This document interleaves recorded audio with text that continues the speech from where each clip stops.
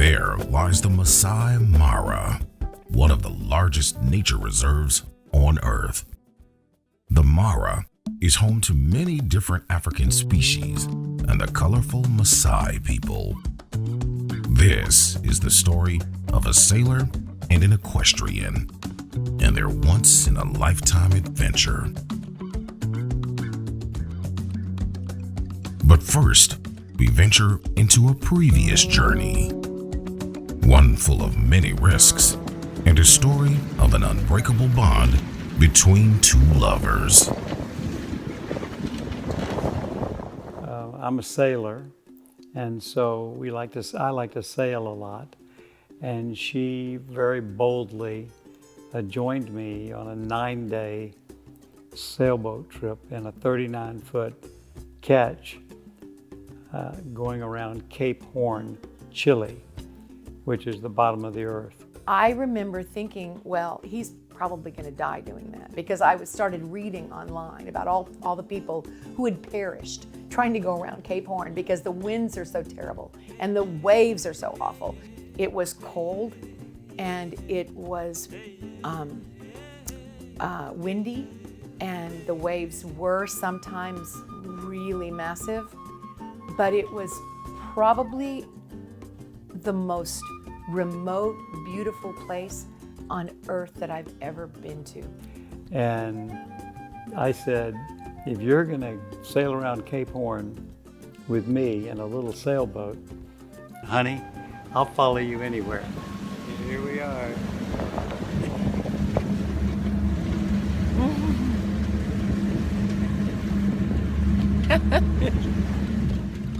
I've been riding horses all my life. I love horses. And I first heard, several years ago about riding horseback in Africa, where you can go on a safari on horseback rather than just in jeeps. And it intrigued me, and I started looking into it and finally learned about this particular one that is headed by Gordy and Felicia Church, Safaris Unlimited. And it looked like the perfect opportunity for us. Safaris Unlimited, created by Tony Church in 1971 and handed down to his son and now owner, Gordy Church.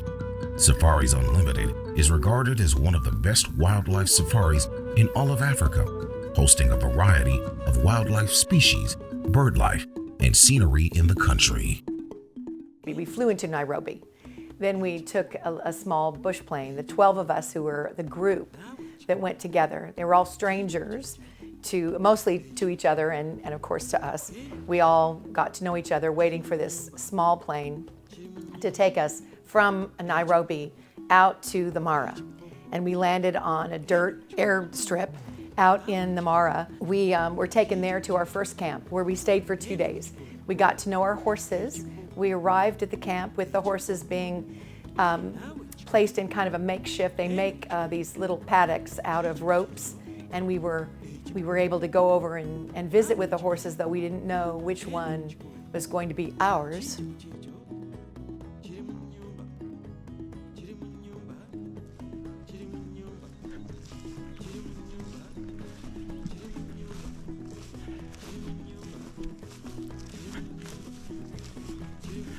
Good morning, sir. Good morning. How are you today? Good. Another beautiful day. Yes, and you? You sleep well? Slept well, I did. I hope you did. Okay, good. The name of my horse was Bariluche, and apparently Bariluche had been a racehorse in Argentina or someplace. And there's Bariluche.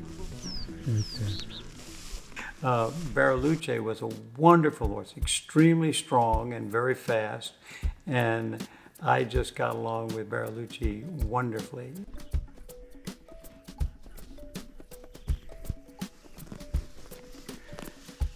Here's my horse,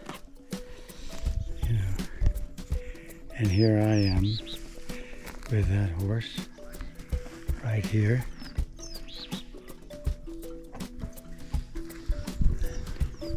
Here's the picket line of all the horses. Well, I remember being really excited about having been assigned to Caprivi, because I had seen this horse out in the field and I thought he was beautiful. He was kind of a very, very light gray, kind of a whitish gray horse, and just beautiful. And I felt like I bonded with him from afar, even before he was assigned to me.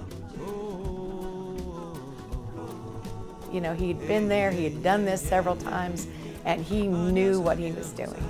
So I was happy, very happy, and he was great. The bond between a horse and its rider is unlike any other. Together, they can conquer vast distances and create unforgettable memories. However, when first bonding, there are bound to be a few hiccups along the way.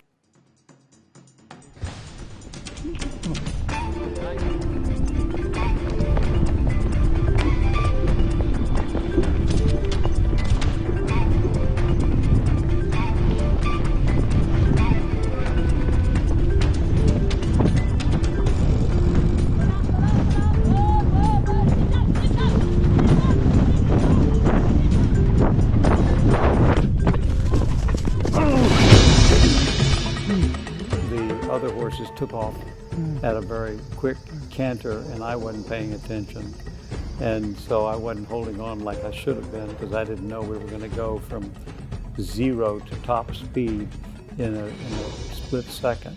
And I remember jumping off my horse, throwing my reins to somebody else to hold, Caprivi, and running over to him, and he's just lying on the ground, and I think he was collecting himself, but he had his eyes closed.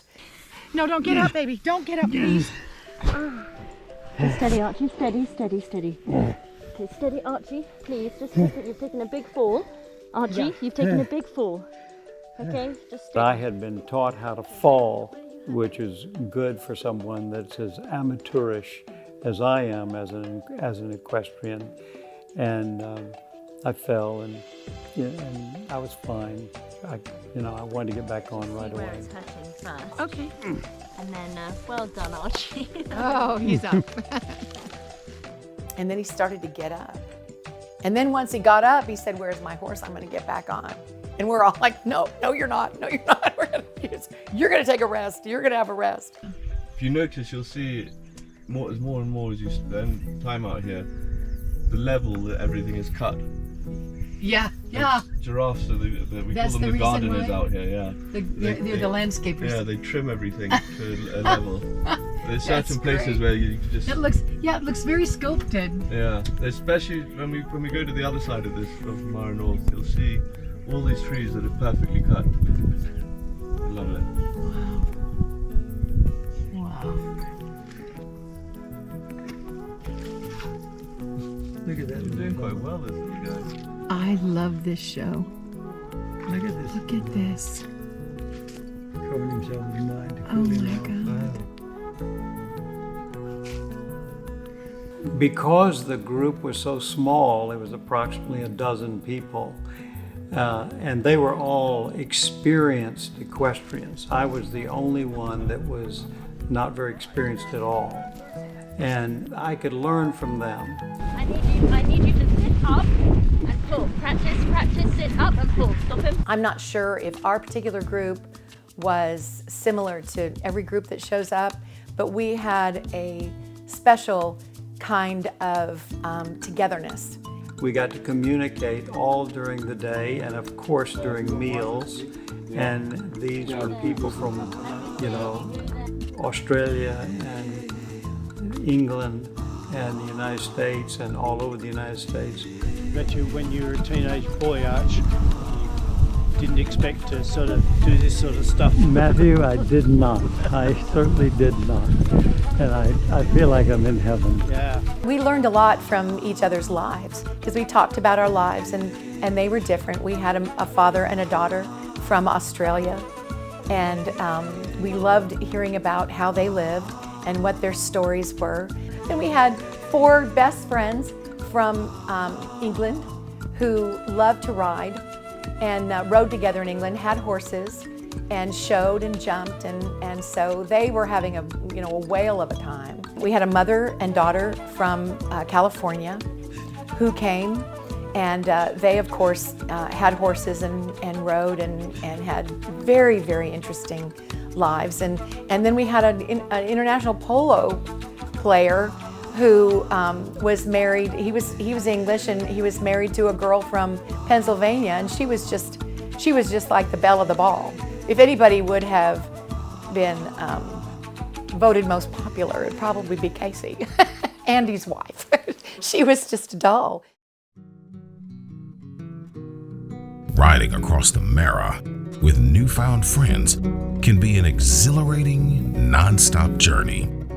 But sometimes, the moment where you get the chance to stop and catch your breath could be the most memorable.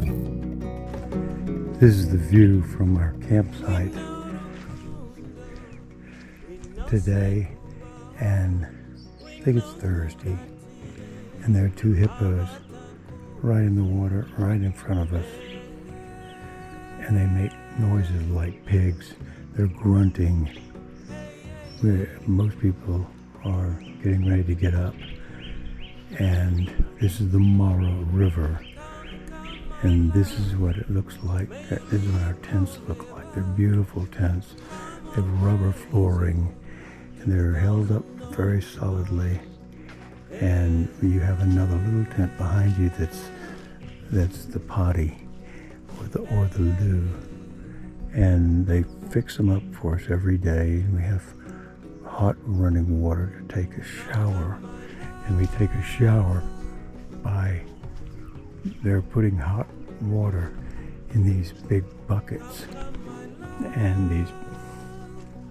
then you let the water run out on you. You can see what that's like. The sun is rising in the east. It's really quite beautiful. We moved like 4 times in 9 days, and it was glamping for us because we were treated like we were amazingly special people. We would ride into camp on the 3rd day to the new camp after having ridden, 20, 25 kilometers, and there would be this beautiful camp all set up. And all of the Masai and all of the staff were just magnificent. And they had to break the camp down and set it up. And then while we would ride to the next spot, they would have it all set up by the time we got there. Asante. Thank you. Shower. We had wonderful tents, and we had wonderful places for facilities that were right behind the tents for showers in the bathroom and so forth. And we had tables for magnificent meals, and everything was covered. It was just absolutely one of the most quality experiences I've ever had in my life, and I've traveled a lot. Good morning, good morning. How are you? I'm so peachy I can't stand it. Okay, say something. How was your hike up the mountain? Oh, we had a good time hiking up the mountain with those horses. We had a good time seeing all kinds of animals today: rhino, Cape buffalo, elephant, impala, Thompson gazelles, and everything you can possibly imagine. Yeah, it was incredible. It was a great day. It was a great day. And lions mating. And lions mating. Oh my goodness. That was that exciting. A kick? That was a kick. We had a wonderful day. The giraffes were the most beguiling and magical of all of them. There's something about the way giraffes lope and gallop that is just magical with their long necks. So cartoonesque. The favorite thing that we did was crossing the Mara River with the horses, because I had seen that Mara River so many times on television, National Geographic with the wildebeest, scrambling across the water, some, not making it. And then we, in a line, went into the river, and it was deep. Some of the horses actually had to swim. And so we came out the other side, and it was just exhilarating. Yeah, I did it. Oh my God. You met this man called Adam Bannister? Isn't he a beauty? Yeah. I'll tell you what the beauty is and who the beauty is. I was very grateful to him. I was very grateful that he carried me across all those miles and understood that I wasn't the best rider in the group, and he probably had many much better riders on his back, but he took care of me. And I was, my main feeling was gratitude for that horse. He is. He is a good boy. Yes, you are. Okay. The Mara and its people graciously shared their land and culture, culminating into a journey of a lifetime. An experience made up of newfound friendships, sights seen nowhere else on the planet, and unforgettable memories. However, these lovers had one last thing they wanted to share. We wanted to close this out for the fine people with whom we became acquainted during this trip with a poem. And so Maggie and I, together wrote this poem as a gift to everyone that participated, those people that helped us, those people with whom we rode, and just the entire experience. And so we tried to write a poem that was part of the idea that we're in this fleeting romance called life, and everybody should be thinking in romantic and poetic terms every day that they're awake. And one night at dinner, the last night at dinner, we read it at the table to everyone that was there, and it was really fun. So we thought we'd share it on this video too. There once was a team that wanted to thrive, so they came to the Mara to feel alive. All but one were smooth and at ease with the horse, but that one was a tiny bit, shall we say, coarse. None felt the urge to act picky or bossy, those 5 crazy Yankees, 5 Brits, and 2 Aussies. For some, life at home was a bit pedestrian, so we came to Kenya, to equestrian, and we rode with each other in gaiety and mirth, but first we remembered to tighten the girth, from the walk to the trot and then into the canter, without interrupting our light-hearted banter, crossing the Mara with ease and aplomb after Gordy and Felicia, who turned into our mum. Our swamp romps with Oliver gave definite proof that there's fun to be had on a horse with a roof. James and Zoe used magical skills to make sure certain people avoided more spills. We saw cheetahs and lions and zebras galore, and Pumbas and Ellies and crocs on the shore. We slept to the grunts of the hippos at night, and those skulking hyenas, a comical sight. Leopards, giraffes, and scores of beasts prepared us for camp and magnificent feasts. Our days were filled up with the mystery of life, and our evenings were welcomed by drink, fork, and knife. Supported by staff that was second to none, camp was sprinkled with kiddos, only in this for fun. And after we'd bothered the creatures by light, we tormented them further by going at night. Not once were we bored as we rose to the test of the Masai Mara and our personal quest. At the end of our journey, we parted renewed by the Masai, the Mara, and the beauties that wooed. So praise to the Trinity up in their perches for the blessing of having been led by the churches. And you just float across the Mara. That's a beautiful thing to do. Yeah.